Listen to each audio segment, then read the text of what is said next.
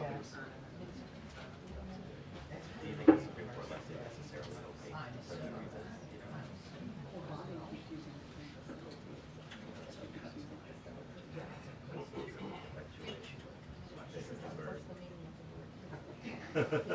Yeah.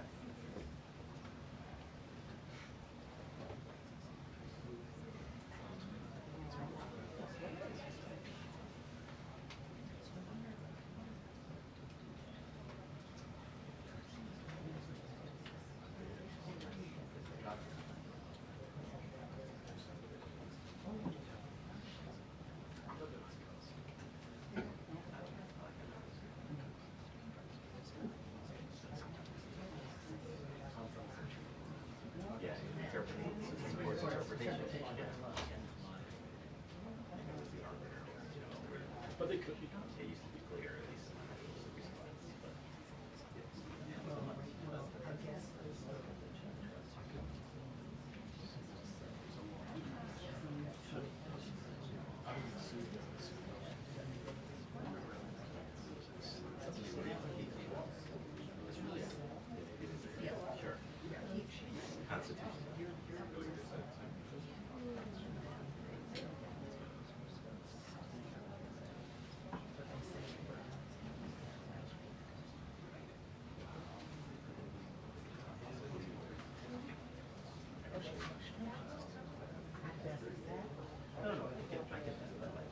sure. Constitution.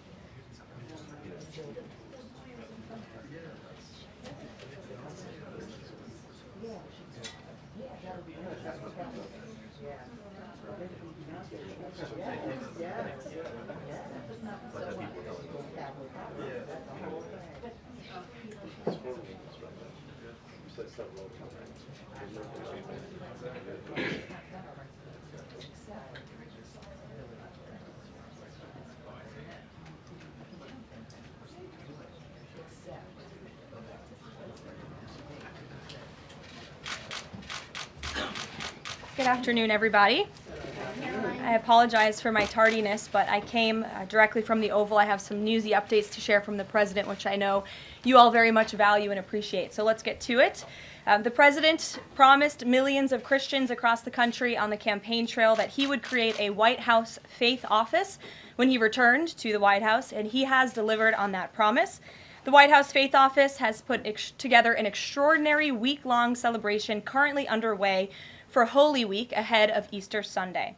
The President signed a Holy Week proclamation, filmed a special presidential video message, and will be hosting a pre-Easter dinner tomorrow night and a White House staff Easter worship service on Thursday. The President and the First Lady are honored to continue the tradition of the White House Easter egg roll, which will take place on the South Lawn next Monday. In other news, President Trump is turning America into a manufacturing superpower again. Yesterday, there was a monumental announcement by NVIDIA, one of the largest companies in the world. This is just the latest example. For the first time ever, chip-making giant NVIDIA will produce AI supercomputers entirely in the United States as part of its pledge to produce $50 billion worth of AI infrastructure in our country over the next 4 years. With their manufacturing partners, they have commissioned more than 1 million square feet of manufacturing space to build and test NVIDIA Blackwell chips in the great state of Arizona and AI supercomputers in the great state of Texas.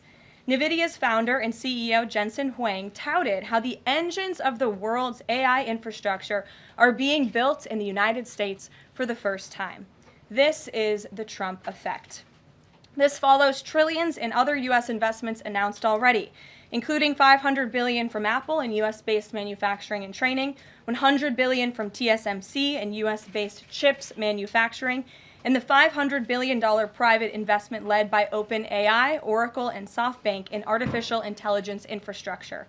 Under President Trump, we're going to produce the cars, the ships, the chips, the airplanes, minerals, and medicines that we need right here in America at the hands of American workers. On the border, President Trump continues to break records and protect our homeland. According to CBP, Border Patrol apprehensions along the southwest border for the entire month of March 2025 were lower than the first 2 days of March 2024 under Joe Biden. Incredible law enforcement officers are arresting violent illegal aliens from American communities every day. Here are a few examples from the latest ICE report, which I received this morning. ICE Los Angeles arrested a 54-year-old citizen of Mexico convicted of rape by threat, sodomy with a person under 14 years, and kidnapping in San Jose, California. ICE Houston has arrested a 23-year-old citizen of Mexico convicted of predatory criminal sexual assault of a child in Cook County, Illinois. ICE Houston arrested a 64-year-old citizen of Honduras convicted of murder in Los Angeles County, California. ICE Chicago arrested a 49-year-old citizen of Guatemala convicted of assault and arson in Prince Williams, Virginia, not far from here. ICE Denver arrested a 36-year-old citizen of Mexico who is registered as a sex offender and has been convicted of sexual assault of a child in Lake County, Colorado. ICE Baltimore arrested a 50-year-old citizen of China convicted of sex trafficking in Bel Air, Maryland.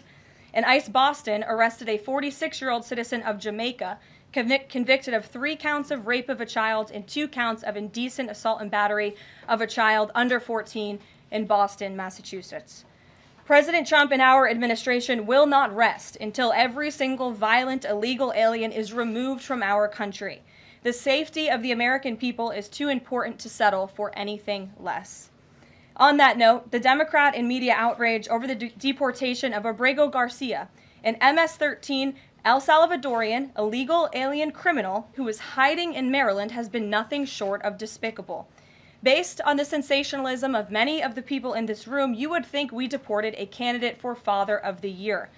That's because, unfortunately, many in this country care more about this quote-unquote Maryland father, a legal alien MS-13 gang member, than a Maryland mother and an American citizen who was brutally murdered at the hands of a different illegal alien. Of course, I am referring to Rachel Morin. And if you didn't see, yesterday, a Maryland jury found illegal alien Victor Antonio Martinez Hernandez guilty of murdering Rachel Morin in August of 2023. She was a 37-year-old mother of 5 who was jogging in an otherwise safe community northeast of Baltimore when this monster ambushed, strangled, and beat her to death before stuffing her brutalized body in a tunnel drain. The Morin family finally got justice yesterday, but they will never get Rachel back. Our hearts go out to Rachel's family, her 5 children, and her mother, Patty, who has suffered the unimaginable loss of her daughter. In case you missed it last week, President Trump signed a national security presidential memorandum directing federal agencies administering federal land on the border to make land available to the Defense Department in a new national defense area.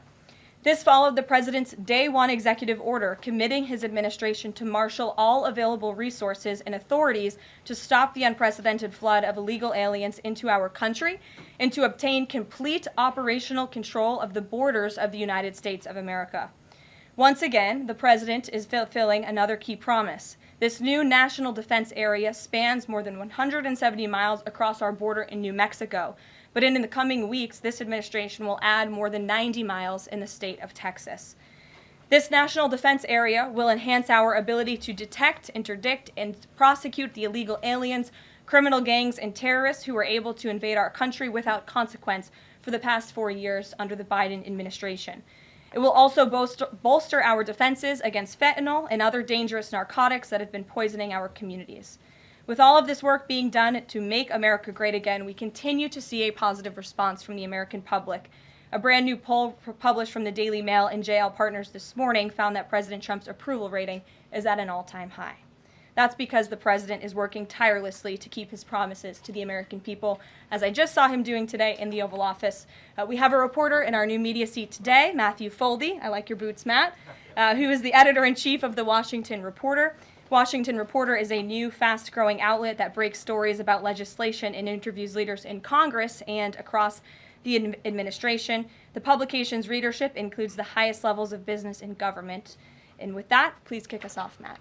And we've interviewed you as well. So Karoline, thanks so much for having me here on behalf of our readership and the millions of Americans who I think appreciate what you're doing with the new media seat here and making this a more accessible briefing room. I'm curious with Harvard. We saw the Trump administration today announced it's cutting around $2 billion, or freezing $2 billion in funds to Harvard because the campus has serious problems with violence and with anti-Semitism. We saw President Obama, former President Obama, side with Harvard, which rejected the Trump administration's demands. I'm curious, where does the administration see this going with Harvard and with other colleges and universities in America that are refusing to reform in wake of the sort of craziness that we've seen take over some of them? Thank you, Matt, for being here, and thanks for the question. When it comes to Harvard, the president's position on this is grounded in common sense, in the basic principle that Jewish American students, or students of any faith, should not be illegally harassed and targeted on our nation's college campuses.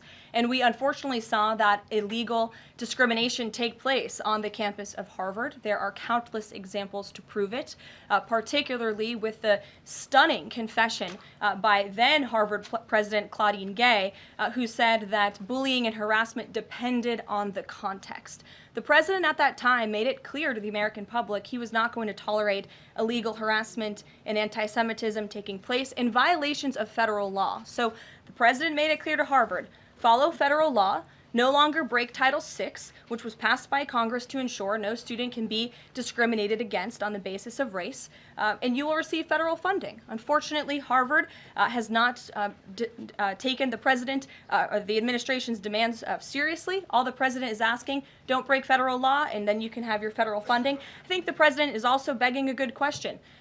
More than $2 billion out the door to Harvard when they have a more than $50 billion endowment. Why are the American taxpayers subsidizing a university that has billions of dollars in the bank already? And we certainly should not be funding a place where such grave anti-Semitism exists. And I'm curious, you had just mentioned Rachel Morin, and I'm a Maryland man, and I think most Marylanders appreciate what you were saying today. We've seen that Chris Van Hollen, who was Rachel Morin's senator, basically threatening to fly to El Salvador to press for the release of someone who was in America illegally. And not as much sort of from him about Rachel Morin's horrific murder and the verdict that was, I think, rightly reached yesterday. What does the administration think about the priorities we're seeing from Senate Democrats in terms of illegal immigrants instead of the work that agencies like ICE and DHS are doing with the Trump administration? It's mind-boggling, the priorities of the modern-day Democrat Party.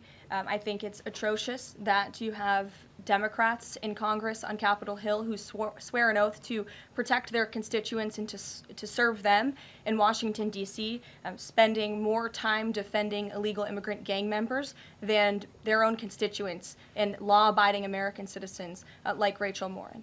And I saw the president personally on the campaign trail, and I continue to see him in his role as president of the United States, put American families first, reach out to the victims, the families of victims at the hands of illegal immigrant crime, and frankly, the actions and the words of the Democrat Party prove they could not care less about the American public. And maybe if they did, they'd see a bit higher approval ratings right now. Thanks for being here with us today. Peter. Thank you, Caroline.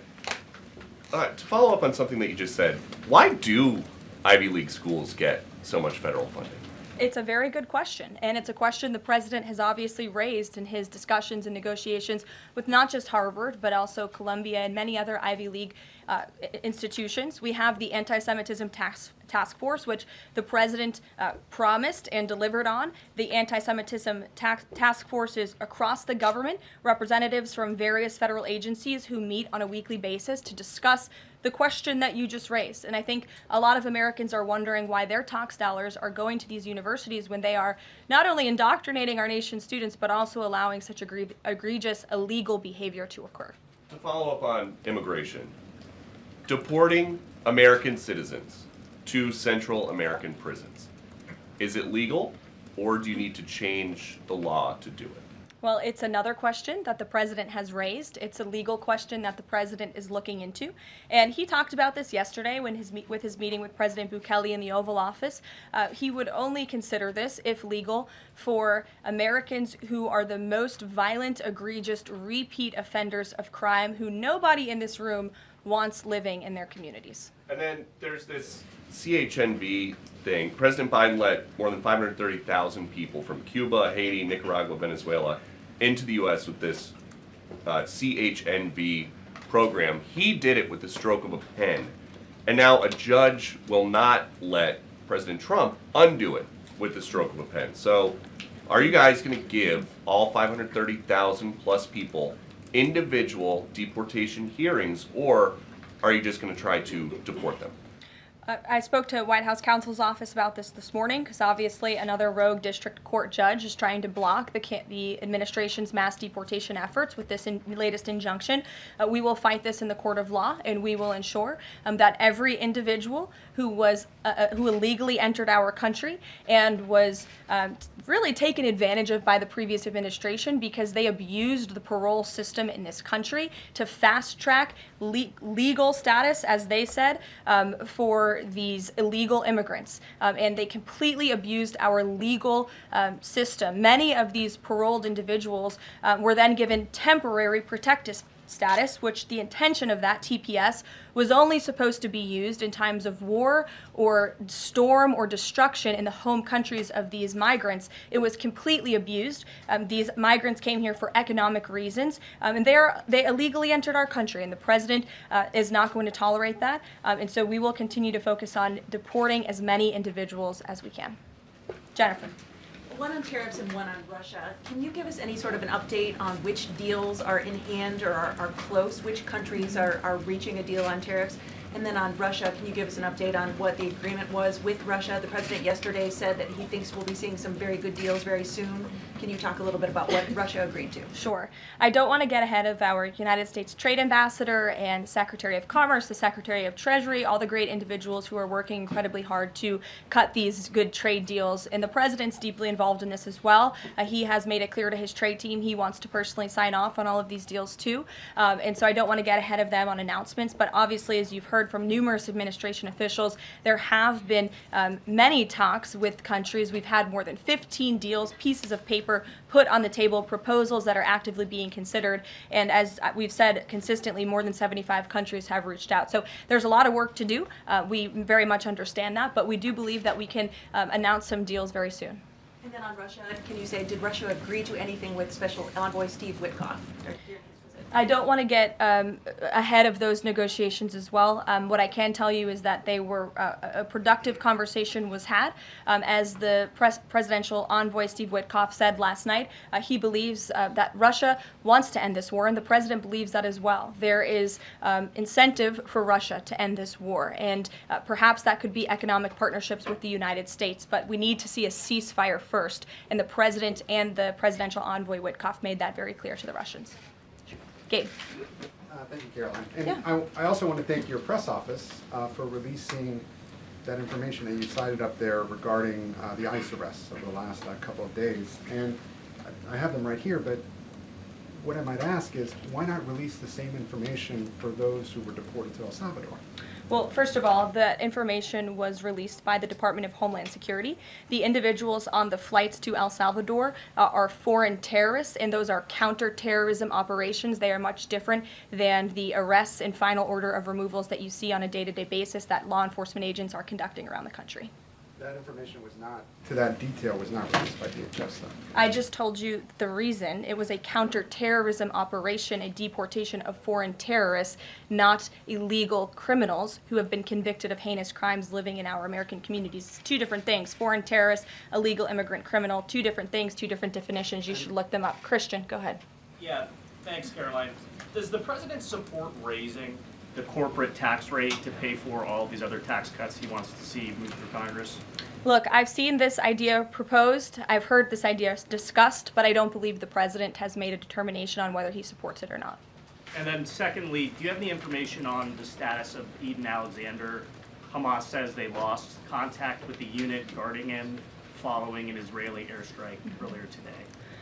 I don't have updates. I have not seen that report, but I can certainly check in with our National Security Council. I have spoken to the president about Eden Alexander, and he's made it very clear to our national security team that finding him is a priority, but unfortunately I don't have any updates to share. But it's a very important matter, and certainly we can check in.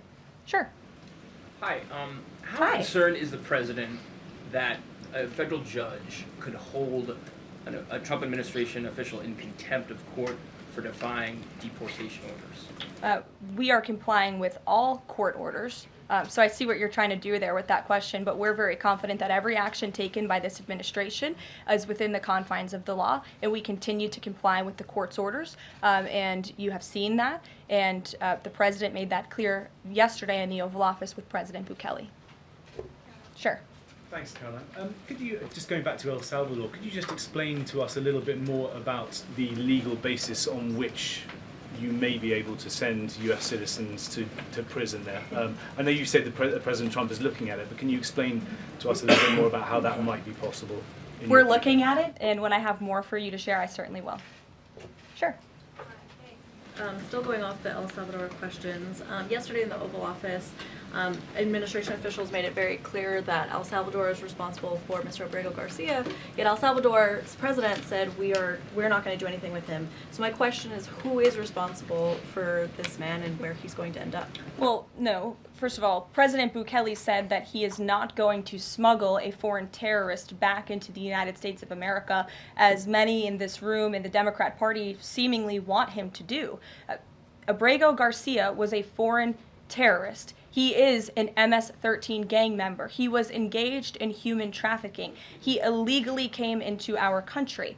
And so deporting him back to El Salvador was always going to be the end result. There is never going to be a world in which this is an individual who's going to live a peaceful life in Maryland, because he is a foreign terrorist and a MS-13 gang member. Not only have we confirmed that, President Bukele yesterday in the Oval Office confirmed that as well. So he went back to his home country, where he will face consequences for his gang affiliation and his engagement in human trafficking. I'm not sure what is so difficult about this for everyone in the media to understand, and it's appalling, truly appalling, that there has been so much time covering this alleged human trafficker and this gang member, MS-13 gang member. It's truly striking to me. Karen. Thanks, Caroline. The president was posting on Truth Social today about helping American farmers. And last week in his cabinet meeting, he was talking about a plan to work with farmers to retain workers who are in the U.S. illegally, provided that they leave and then come back through what he said would be a legal process. Can you give details on what that would look like, how many workers he's talking about, how long a plan like that would take to implement, and the timeline for more details on getting this actually to implementation? I can check in with our immigration and our policy team and get you some more details on that, Karen. And is this something he wants to roll out soon? I mean, he was talking back and forth with Secretary Rollins. Right. This is kind of imminent that he wants to do this. Yeah, look, the president is in constant communication with all of his cabinet secretaries, particularly Secretary Rollins, who has the backs of American farmers and ranchers. It's something that he spoke about with her in the front of all the cameras in the cabinet room, but I'll check in with not only our immigration team, but also with USDA, and we'll get you an answer. Jonathan. Hi, Caroline. Hi, it's good to see you in here. You too. The president has long said that it would be an abuse of power for a president to direct prosecutors to investigate him.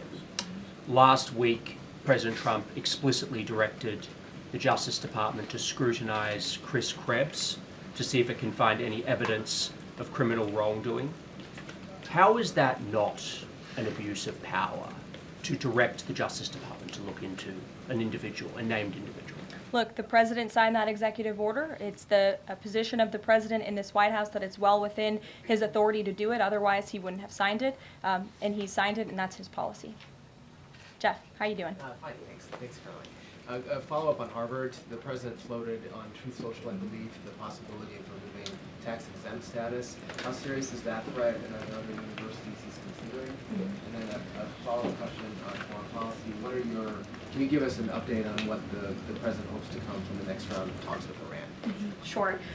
First, when it comes to Harvard, as I said, the president has been quite clear they must follow federal law. He also wants to see Harvard apologize, and Harvard should apologize for the egregious anti-Semitism that took place on their college campus against Jewish American students. There were professors who said that he had engaged in discriminatory behavior against Jewish students. Of course, you had the former president president of the university saying bullying and harassment depends on the context. You also had an encampment on Harvard Yard that we all saw play out before the cameras. The university failed to impose formal discipline on any students for this anti-Semitic conduct violations, including the occupation of a campus building and the disruption of classes with bullhorns. The president believes Harvard should apologize to its Jewish American students for allowing such egregious behavior. As for the tax-exempt status, I would defer you to the IRS for any updates.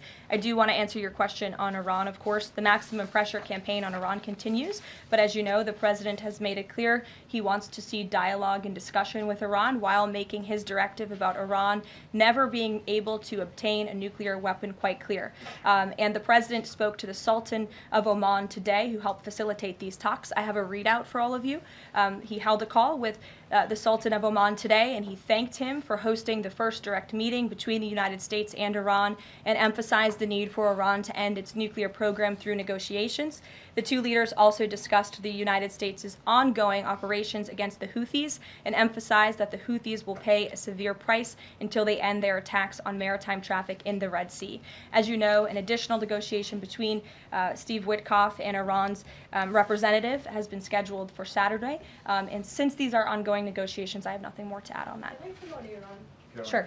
Oh, thank you, Caroline. When you said that the president said that Iran will never have nuclear weapon, is the focus on dismantling the entire nuclear program, or it just restricting enriched uranium or the missile program? The president does not want to see Iran have a nuclear program. He does not want Iran to obtain a nuclear weapon. He's been very clear about this. Shelby.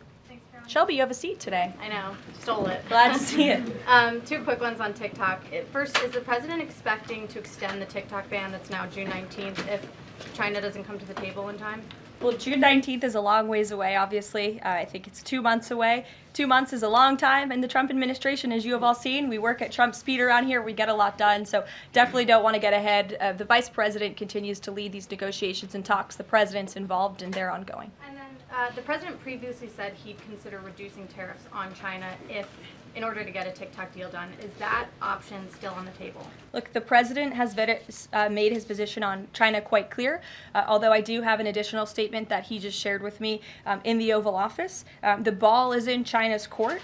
China needs to make a deal with us. We don't have to make a deal with them. There's no difference between China and any other country except they are much larger. And China wants what we have, what every country wants, what we have, the American consumer. Or to put it another way, they need our money. So the president, again, has made it quite clear that he's open to a deal with China, but China needs to make a deal with the United States of America. Sure. On tariffs, yesterday in the Oval Office... Which outlet are you with? The Canadian Public Broadcaster. Oh, nice to see you. Thank you. Yesterday in the Oval Office, President Trump suggested that there could be some help for automakers. I'm wondering what that looks like. Is it tariff relief on the 25% tariffs that are in place right now, or the new tariffs that are coming up in May on auto parts? And a second on Canada, if I may.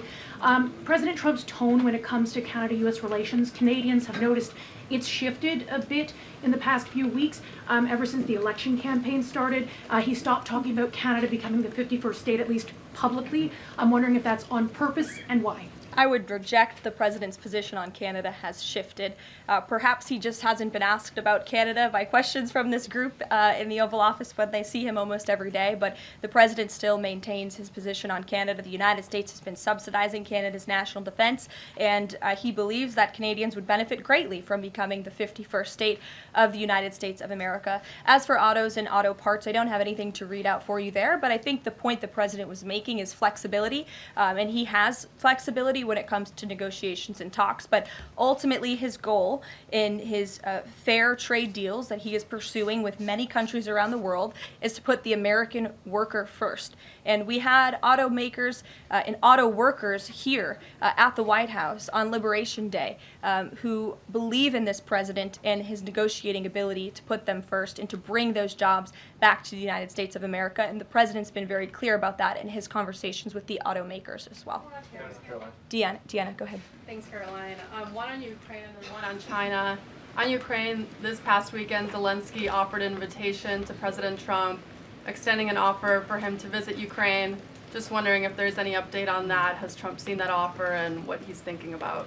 I don't know. Actually, I haven't talked to the president about that, or if he saw Zelensky's offer. I'm sure he did. I haven't spoken to him about it. I can ask him what he thinks. I certainly don't have any plans to share on a potential trip to Ukraine, though. And then on China, this last week, Chinese officials were posting videos on, social media sites depicting a Trump, J.D. Vance, Elon Musk in AI-generated videos working in factories, putting together Nike shoes and iPhones and products like that.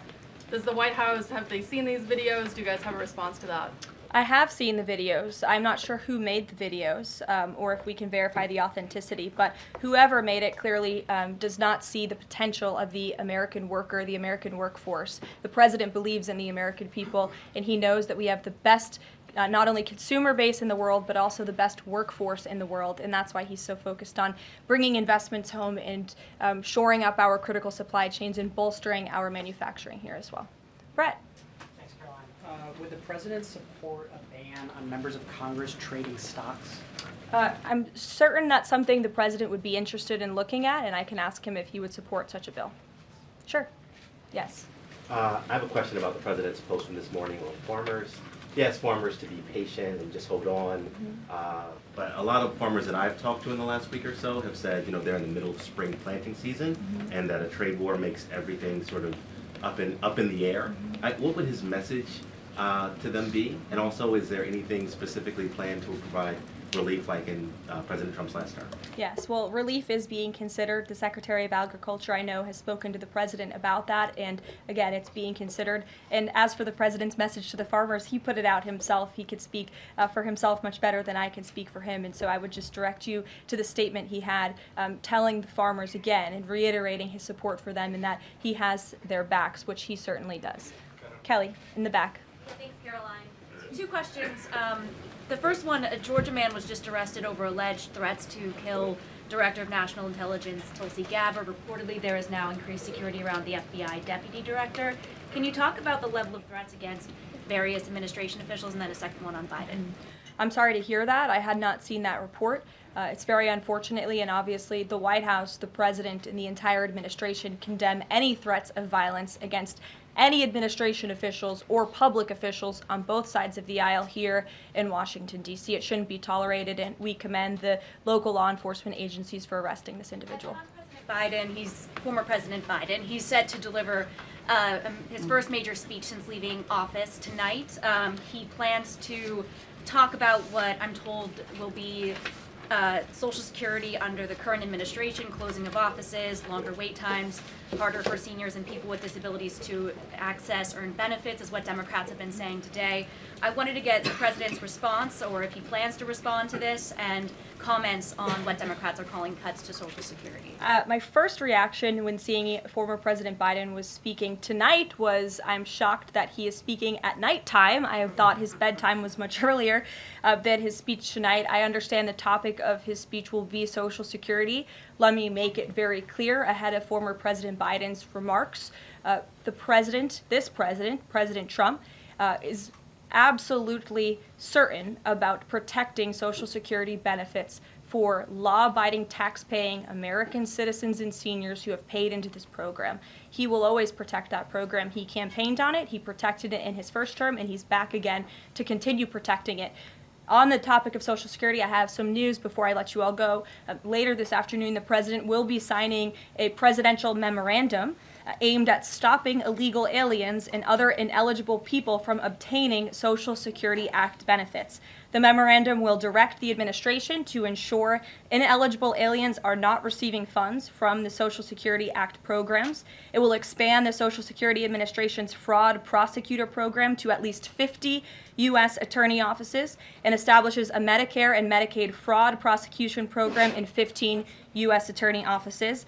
The memorandum will also require the Social Security Administration Inspector General to investigate earning reports for individuals aged 100 or older with mismatched Social Security records to combat identity theft.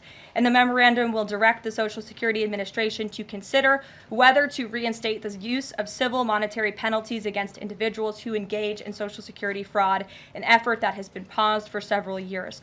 These taxpayer-funded benefits should be only for eligible taxpayers. And President Biden should think about what he did in his last term, which is allow tens of millions of illegal people into our country, many of whom were fraudulently receiving these benefits. So you'll hear from the president on that later, and we will see you later in the East Room. Bye, guys.